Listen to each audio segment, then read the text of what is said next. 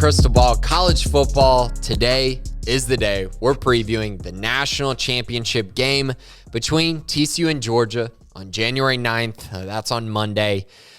Fantastic stuff here. We're seeing kind of the Cinderella theme with TCU, this team that's just won a bunch of close games and a team that just continues to find ways to win, versus the team in Georgia that has pretty much been the favorite to win the national championship since they won the national championship last year. They've been great all season long and just been pretty much dominant throughout the entire season. So it's kind of very two different styles of getting here for sure. I think, nothing emphasizes that more than the amount of one-score games that these two teams played. So Georgia's 2-0 in one-score games, and that includes their game against Ohio State just last weekend. And so 2-0, they were 1-0 during the season. On the flip side, get this, TCU is 6-1 in one-score games this year, and they're 9-1 in games that were decided by 10 points or less.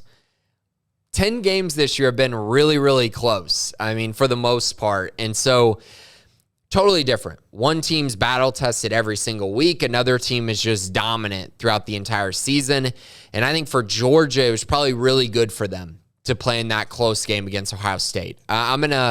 I'm just guessing here, but I think that was kind of a wake-up call for them that, you're not just going to show up and blow a team of this caliber out. So I think that could be really good for them. TCU, on the other hand, just continue to do what they've done all year, close out a close game against Michigan, and that's exactly what they did. So I'm going to go through some of kind of the key stats in my eyes, or the key things to watch going into this game, and then, of course, I'll make my prediction at the end here. So the last two games, Georgia has allowed 850 yards and 7 touchdowns on 63% completion percentage through the air. That's not good. That's not good. And that's a red flag for sure. Their secondary has been kind of beaten up a little bit. They're getting attacked by the quarterbacks that they faced. In LSU's case, it was Jaden Daniels and Garrett Nussmeier. And then last week, of course, CJ Stroud tore them up, played really, really well. And so now Georgia's got to regroup, right? They got to figure out a way to slow down these passing attacks, because going into this one against TCU, they're facing a team that is 19th in yards per completion, 29th in total passing offense, 8th in passing efficiency, and they're 5th in scoring offense at 41.1. So they're very solid across the board. Basically, if you were to kind of average it out, they're essentially a top 15 passing offense in my eyes. So very, very good, very solid. A lot of the metrics check out with them. And so can Georgia correct these things in 1 week?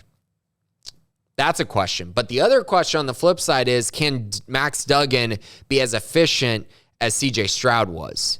Because that's the game that I think we need to focus on the most. My issue with Duggan here, since mid-October, in 5 of the 9 games since mid-October, he's completed under 58% of his passes. The last 2 games, he's completing less than 50% of his passes, which were against Kansas State and then, of course, against Michigan. His accuracy has been a problem. And frankly, I don't think that he's going to be able to get away with completing just 50% of his passes against Georgia. I don't. I think there's going to be a part of Georgia that says we'll give up short completions, but we're not going to give up the big play. And then on the flip side, we'll take away the run game and force Duggan to be consistently efficient. Can he be? I don't know. He really hasn't been throughout the season, despite the fact that he was, in New York for the Heisman. That's great. But a big part of that was because they were able to find ways to create those explosive plays, even if he wasn't completing his passes at an extremely efficient clip. Next up on here that I'm really looking at, because I think this is probably going to be where the game is won. So TCU ran the ball extremely well against Michigan, and they stopped the run extremely well.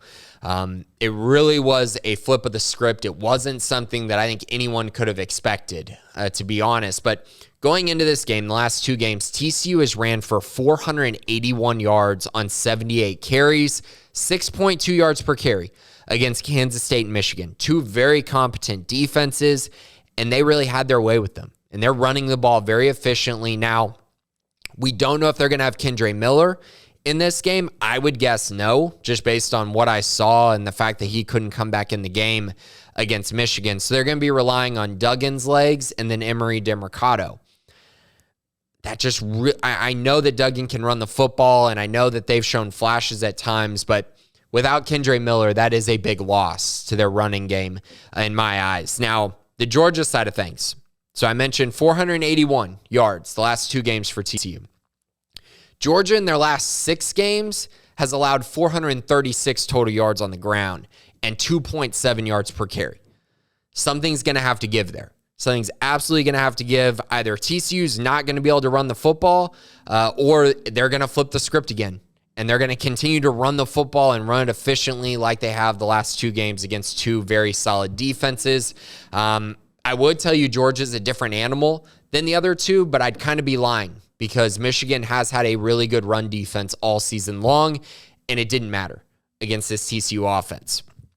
Another major concern I have on the TCU side, they have allowed over 400 yards and at least 31 points 6 times this year.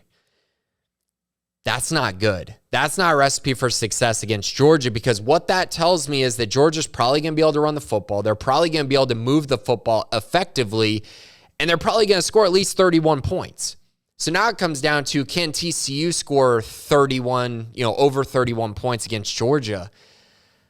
I don't know. That's a lot of points, especially since Georgia just gave up the most they've given up all year in 41 to Ohio State. You would think that they would regroup and be able to improve on that.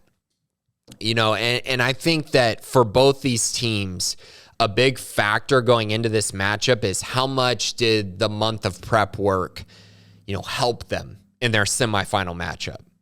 When you watch TCU versus Michigan, you could clearly see TCU had a game plan for them that they cooked up over that month, and it worked. It worked to perfection.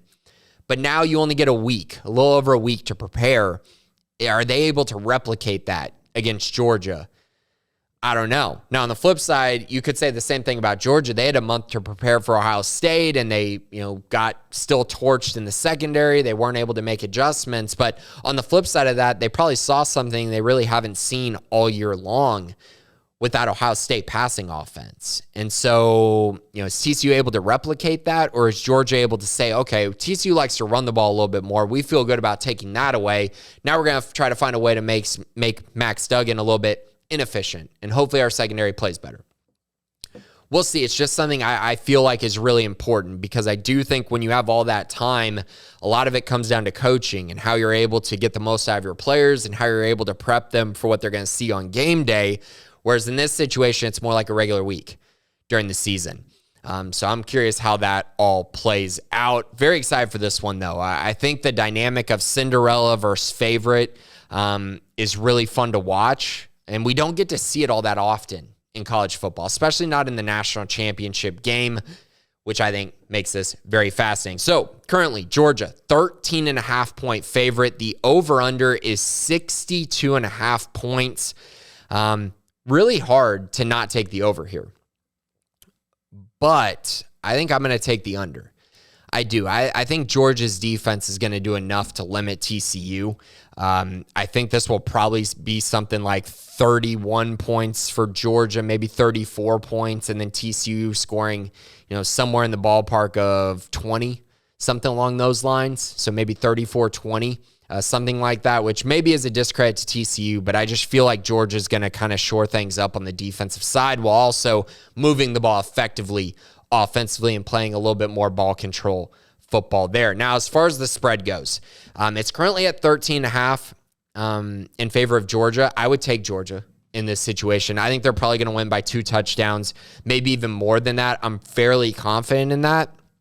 Now, it's tough, right? Because TCU all year long has proven these things wrong, and they've proven everyone wrong. And I understand that, and they've played all these close games. But to me, at some point, they're going to slip up and either get behind by too much to start a game, and they're not going to be able to rally all the way back in the second half, or things just aren't going to go completely right for them in a game. And I could kind of see that happening.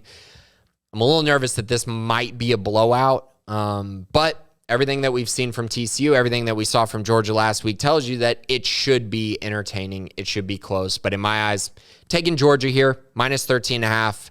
I'm taking the under 62.5, and I'm rolling with Georgia in this one. Again, I think the final score will be something like 34-20, 37-20. But I also can see that there could be a snowball here, and Georgia runs away with this one. But really excited. Two great stories, two great teams. It's going to be really fun to watch on Monday night. But that's it. Thanks for listening to Crystal Ball College Football. We will be back next week, hopefully to talk a little bit more college football about the national championship and maybe things to come going into next season. But thanks for tuning in. This has been Crystal Ball College Football.